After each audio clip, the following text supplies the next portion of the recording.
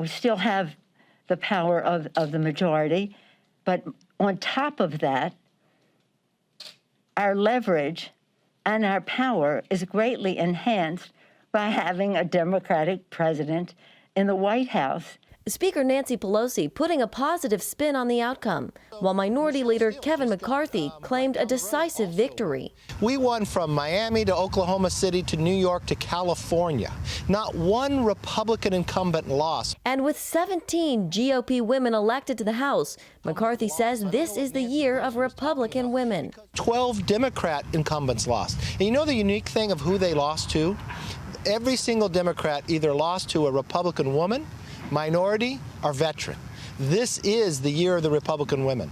And that spells concern for Democrats. In this House Democratic Caucus conference call obtained by the Washington Post, moderate Democrat Abigail Spanberger from Virginia pointed her finger at talk of socialism and defunding the police. We need to not ever use the word socialist or socialism ever again. Congresswoman-elect Elvira Salazar says that's why she won her district in Florida. Socialism was what made it. We know what ideology brings: misery, oppression, and exile. And my people responded. My opponent declared herself a pragmatic socialist. The Hill's Julia Manchester on the heated in-party fighting. The progressive agenda has always been, it's been an uphill climb for progressives in the House because, you know, as much as Republicans want to paint Nancy Pelosi as a progressive, as ultra left wing and such, she isn't. Nancy Pelosi is very much a pragmatist. So I think there's still going to be some push and pull between the establishment wing in the House, where the Nancy Pelosi or Steny Hoyer from Maryland versus, Alexandria Ocasio-Cortez and the squad, if you will. In Washington, Jenna Browder, CBN News. Well, in all the coverage, this seems like a story that's sort of been dropped between the cracks. Why do you think major news media is not picking up this?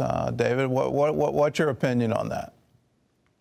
Well, obviously, Donald Trump sucks all of the oxygen out of the room, for sure. And the media knows that the headlines and the money, it's show me the money, right, Gordon, is all about Donald Trump and headlines in that direction. So I think that's a big part of it. Having said that, I mean, if I could just be blunt with you, House races don't typically have the same appeal as statewide races like the Senate, and they don't have the appeal of the presidential race. And so it's kind of down ballot, if you will, and that's what's happening. But the truth of the matter is, and John Waggy predicted this, as we talked about a couple of weeks ago, he predicted this and no one else was predicting it, saying that the Republicans would do very well in the House, and that's exactly what has happened.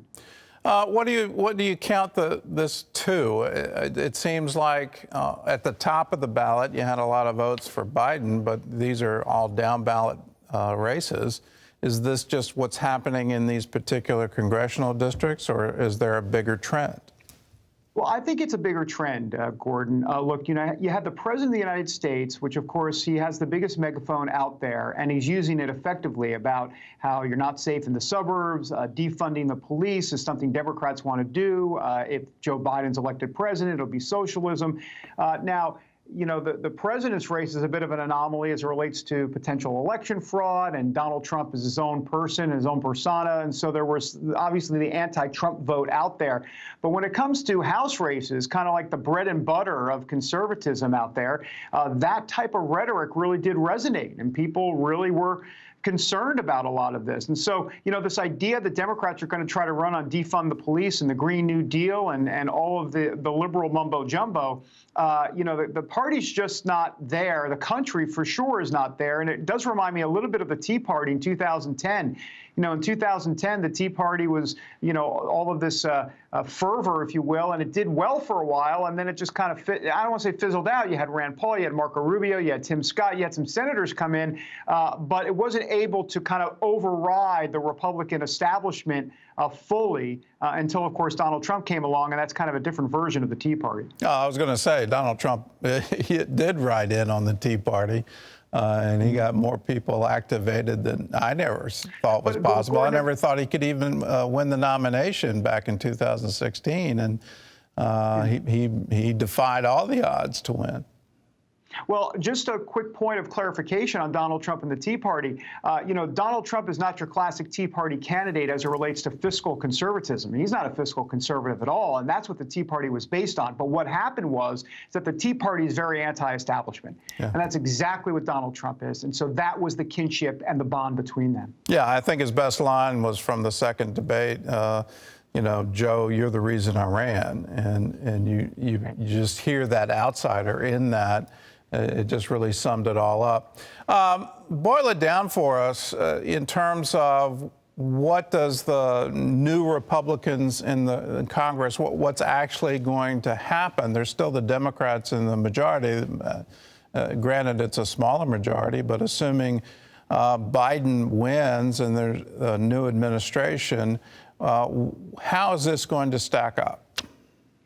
Yeah, let's put the if out there. If Joe Biden does become president, indeed, it will be more of a moderate strain from the Democrat Party, not because they want to. Trust me, it's not that they want to, but they're going to be forced to. They're going to have to do it. Why? You're going to probably, when all is said and done, Democrats are probably going to have about a 5 or 6 seat majority in the House.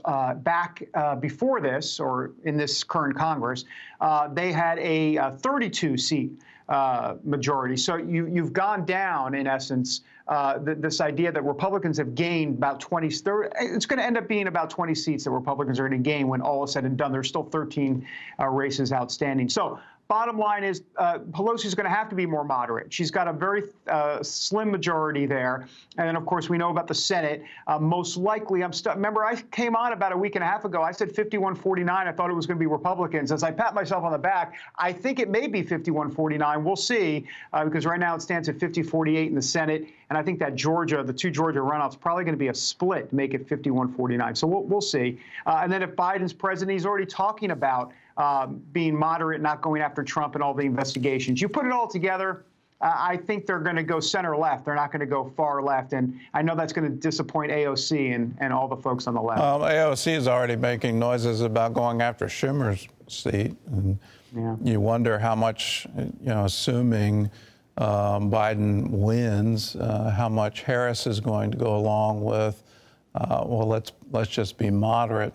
Bottom line, the election for us, in terms of the recount, in terms of all of the legal challenges, do you think there are enough votes that it's going to actually change outcomes at this point? Well, I think the potential smoking gun is what we've heard all along, the Dominion voting software. I mean, if there were really some serious software glitches or nefarious activity, call it whatever you want, in certain states, then that obviously has the potential to change tens of thousands, if not hundreds of thousands of votes. So that's the one point that folks like Lynn Wood and Sidney Powell, some of the attorneys there, even Rudy Giuliani, arguing that is out there. Well, at some point, you can't just keep saying it's out there, as I think in Jerry Maguire, the movie, show me the money, show me the evidence. And so that has to come to fruition. I think where this is going, Gordon, and we've talked about it all along, is that there is an effort to delay certification before December 14th. That's what it is. That's when the electors will meet and vote. And if you can muddy the waters and have certain states, certain counties not certify their results by the time electors meet, then all bets are off. Then we're into constitutional mayhem at that point as it relates to who the electors will actually choose. Would it be Trump or Biden electors? And at that point, check back with me. Well, I'll check with you in advance. Does constitutional mayhem really help the country? Is that really where we want to go? It's interesting. I talked to Alan Dershowitz about this and a few other constitutional experts, and their view is there's two views on this, but their view overall is like, look, it may be constitutional mayhem, but it's also constitutional. In other words, if there is not a majority that can come to some sort of final decision on 270 electoral votes, and that's what I'm talking about regarding certification, then the Constitution does allow for state legislatures to choose their own electors. And I know it sounds messy, and I know it's going to rile some people up. And in this country, it's going to be very interesting to see. But the truth of the matter is, constitutional scholars say it's constitutional. It's there. And it's happened in 1876 before with Samuel Tilden and Rutherford B. Hayes. It's happened before, not to this potential scale, But there have been times where a majority of electoral votes have not gone to a certain presidential candidate. Wouldn't you think massive civil unrest would counsel that we shouldn't do this? You know, I'm glad. It's interesting you asked me that, Gordon. I think you can kind of tell where I was potentially going and where I held back there for a moment. I'm concerned. I'm very concerned that there would be massive civil unrest in this country if that were to happen. You know, we kind of joked about it a few weeks ago, saying, you know, go to Costco and or board up. But look, I mean, in all seriousness, if this is the road we're going to go down in America, and I know the Trump folks would say, hey, great, you know, he might still be president under this scenario. There's a lot to consider under that scenario as well. Yeah, I'd ask the question, president of what? You'd have trouble, and trouble for a very long period of time. Yeah, of course. At the same time, you've got election fraud out there potentially, and the question is, you know, if there, you know, do we not want the final truth to come out? I mean, if there was election fraud in Wayne County and all these other places, then let's see the evidence. But if you've got the evidence, then, you know, truth should prevail in the end. But, you know, who's truth? Yeah, but I think there are two issues here. One, is the election fraud sufficient enough to give you enough votes to overturn the result? That's one issue. Right. Second issue, if there's election fraud, anyone who is participating in that election fraud, as I understand it, in most states, you're talking about felony violations. So why isn't there now active law enforcement pursuit of anyone involved in that? And there needs to be indictments. There needs to be court cases, hopefully convictions. People should go to jail for doing this. If you just give it a pass and say, well, in every election, dead people vote, if you never investigate, you never get to the bottom of it, then all you're doing is encouraging it for future elections. Isn't this a time, just as Florida was awakened in 2020, we have to get our act together. We can't be the hanging chad anymore. Shouldn't Michigan, Pennsylvania, Georgia all get their act together to say this shouldn't be happening on our watch? We need to have safe, secure elections. And if anyone's violating the law, they need to be pursued to the full extent of the law. 100%. There has to be a reckoning in this country. I'll just say, you know, you have equal protection issues out there as well, Gordon. This idea of disenfranchisement. I mean, in other words, certain counties doing certain things in Pennsylvania and certain other ones in Michigan doing different things. Now, if that adds up to what you're talking about, this idea that there's enough votes to potentially overturn certain results, then that's legitimate. If not, then let it go, for sure. Well, I would hope if there is a change in the administration that the new administration takes it very seriously, that even if they benefited from it, this is something that they, from an integrity standpoint, need to actively pursue, and hopefully the Department of Justice. But the real, you know, where the rubber hits the road is at the state level. These are state election laws that need to be enforced by the states. So anyway, I'll get off my soapbox. David, thank you for being with us. You can always get the latest updates from our website, cbnnews.com. I also encourage you to download the CBN News Channel app, and you can get updates and notifications, the latest on the recount, the latest on the Senate races in Georgia, the latest coming out of Washington, D.C. Stay informed, be informed. That's the best way forward. Hey everyone, I'm Ashley Key. Thank you so much for watching this video. Be sure to like, subscribe, and hit the notification bell so we can reach more people with encouraging content like you just watched, and so you never miss a beat. See you next time, and God bless.